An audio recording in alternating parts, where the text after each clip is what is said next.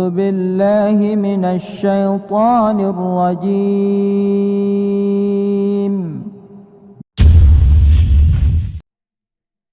Dinasti Samania ini merupakan dinasti yang berada di daerah Samania yang berada di Iran.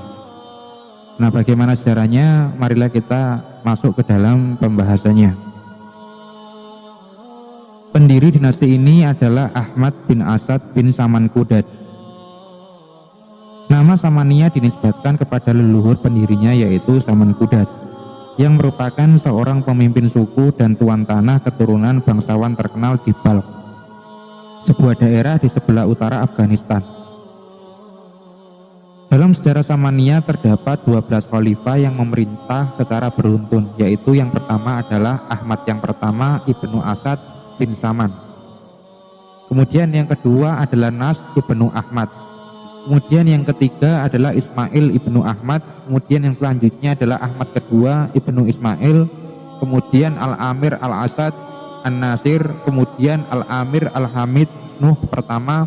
Kemudian Al-Amir Al-Mu'ayyad Abdul Malik yang pertama. Al-Amir As-Sadid Mansur. Kemudian ada juga Al-Amir Ar-Ridha. Kemudian ada juga Mansur yang kedua. Kemudian Abdul Malik yang kedua. Kemudian Ismail yang kedua. Dinasti ini berbeda dengan dinasti kecil lain yang berada di sebelah barat Baghdad.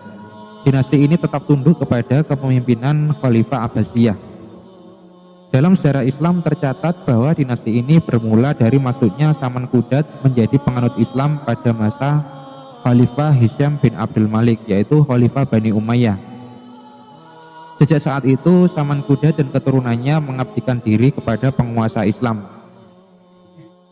Pada masa kekuasaan Al-Ma'mun, yaitu pada tahun 813 sampai 833 Masehi, dari dinasti Bani Abbasiyah, 4 cucu Samanqudad memegang jabatan penting sebagai gubernur dalam wilayah kekuasaan Abbasiyah, yaitu Nuh bin Samarkan dan Ahmad bin Asad di Farghana.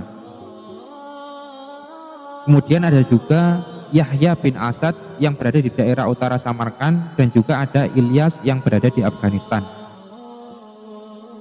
Seorang cucu Samanqudad yang bernama Ahmad bin Asad dalam perkembangannya mulai merintis berdirinya dinasti Samania di daerah kekuasaannya, yang ketika itu berada di Farghana. Ahmad mempunyai 2 putra yang bernama Nasr dan Ismail, yang juga menjadi orang kepercayaan Abbasiyah. Nasr I bin Ahmad dipercaya menjadi gubernur di Transoksiana dan Ismail I bin Ahmad di Bukhara. Selanjutnya Nasr bin Ahmad mendapat kepercayaan dari Khalifah Al-Mu'tamid untuk memerintah seluruh wilayah Khurasan dan Transoksania, dan daerah ini menjadi basis perkembangan dinasti Samania. Oleh sebab itu Nasr bin Ahmad dianggap sebagai pendiri hakiki dinasti ini. Nah, di antara Nasr dan saudaranya yaitu Ismail selalu terlibat konflik yang mengakibatkan terjadinya peperangan. Dalam peperangan yang terjadi, Nasr mengalami kekalahan yang kemudian ia ditawan, sehingga kepemimpinan dinasti Samania beralih ke tangan Ismail bin Ahmad. Adanya peralihan kepemimpinan ini menyebabkan berpindahnya pusat pemerintahan yang semula di Khorasan berpindah ke Bukhara. Nah, pada saat pemerintahan dipimpin Ismail bin Ahmad, ia selalu berusaha untuk memperkukuh kekuatan dan mengamankan batas wilayahnya dari ancaman suku liar Turki. Kemudian membenahi administrasi pemerintahan dan juga memperluas wilayah kekuasaan ke Irak bagian utara dan Iran. Ismail bin Ahmad adalah orang yang sangat mencintai dan memuliakan para ilmuwan serta bertindak adil terhadap rakyatnya. Setelah ia wafat, pemerintahan diteruskan putranya yang bernama Ahmad bin Ismail.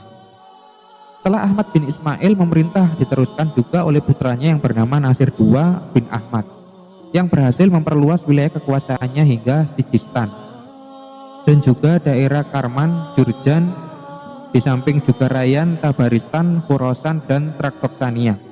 Nah, setelah Nasir II bin Ahmad, para khalifah berikutnya tidak mampu lagi melakukan perluasan wilayah. Bahkan pada khalifah terakhir yaitu Ismail II Al-Mustansir tidak dapat mempertahankan wilayahnya dari serbuan tentara dinasti Korohan dari dinasti Ghaznawiyah yang berada di Turki. Akhirnya wilayah Samania dipecah menjadi 2, yaitu daerah Transoksania direbut oleh Horogzan dan wilayah Khorasan menjadi pemilik penguasa Ghaznawiyah. Dinasti Samaniyah telah memberikan sumbangan yang sangat berharga bagi kemajuan Islam, baik dalam bidang ilmu pengetahuan, filsafat, budaya, politik, dan lain sebagainya. Tokoh atau pelopor yang sangat berpengaruh di bidang filsafat dan ilmu pengetahuan pada dinasti ini adalah yang pertama, Ibnu Sina. Selain Ibnu Sina juga muncul para pujangga dan ilmuwan di bidang kedokteran, astronomi, filsafat yang sangat terkenal seperti Al-Firdausi, ada juga Umar Khayyam, ada juga Al-Bairuni, dan juga ada Zakaria Ar-Razi. Dinasti ini telah berhasil menciptakan kota Bukhara dan Samarkand sebagai kota budaya dan kota ilmu pengetahuan yang sangat terkenal di seluruh dunia. Sehingga kota ini dapat menyaingi kota-kota lain seperti Baghdad dan Cordova. Dan dinasti ini juga telah berhasil mengembangkan perekonomian dengan baik, sehingga kemudian kehidupan masyarakatnya sangat tentram.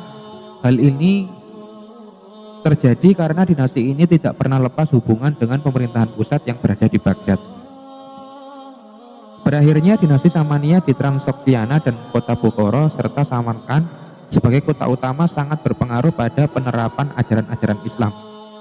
Kedua kota ini sebagai pusat ilmu pengetahuan dan kebudayaan hampir-hampir menyamai kebesaran kota Baghdad. Tidak hanya para ilmuwan Arab, ilmuwan Persia pun mendapat perlindungan dan dukungan dari pemerintahan untuk pengembangan ilmu pengetahuan. Tidak hanya berhenti sampai di situ, ilmu kedokteran, ilmu falak, serta filsafat juga mengalami kemajuan, disusun dan direkonstruksi serta diterjemahkan dalam bahasa Persia ke bahasa Arab. Di antara beberapa literatur di bidang kedokteran yang terkenal pada masa itu adalah buku Al-Mansuri yang dikarang oleh Abu Bakar Ar-Razi.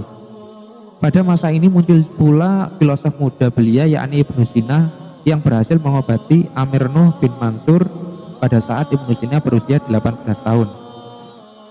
Kemudian di bidang kesusastraan muncul juga Al-Firdausi yang menulis sajak-sajaknya. Tercatat juga dalam sejarah seorang wazir pada pemerintahan Al-Mansur pertama yang bernama Bal'ami. Ia menerjemahkan Mukhtasar At-Tabrani. Bahkan perpustakaan milik dinasti Samaniyah yang berada di Bukhara memiliki berbagai koleksi buku yang tidak dijumpai di tempat lain. Begitu tingginya peradaban umat Islam di masa dinasti Samaniyah ini, terlebih lagi bila dibandingkan dengan keadaan peradaban yang terjadi pada kedua dinasti sebelumnya. Tidak hanya dalam bidang sains dan filsafat yang berkembang di masa ini, tetapi juga dalam bidang ilmu-ilmu keislaman. Pada saat dinasti Samaniyah mencapai kejayaannya, banyak imigran Turki yang menduduki posisi penting dalam pemerintahan. Namun bersebab dari tingginya fanatik kesukuan pada dinasti ini, akhirnya mereka para imigran Turki yang menduduki jabatan penting dalam pemerintahan tersebut banyak yang dicopot. Langkah-langkah inilah yang menyebabkan kehancuran dinasti ini. Karena mereka tidak terima dengan perlakuan tersebut, sehingga mereka mengadakan penyerangan sampai mereka berhasil melumpuhkan dinasti ini. Jika pada masa dinasti Umayyah, wilayah kekuasaannya masih merupakan kesatuan yang utuh, yaitu suatu wilayah yang luas membentang dari Spanyol di Eropa, Afrika Utara, hingga ke timur India. Akan tetapi pada masa dinasti Abbasiyah, mulai tumbuh dinasti saingan yang melepaskan diri dari kekuasaan khalifah di Baghdad, yang dimulai dengan terbentuknya dinasti Umayyah yang kedua yang berada di Andalusia, sehingga kekuasaan kekhalifahan terpecah menjadi dua bagian, yaitu dinasti Abbasiyah yang berpusat di Baghdad dan dinasti Umayyah yang berpusat di Andalusia Spanyol.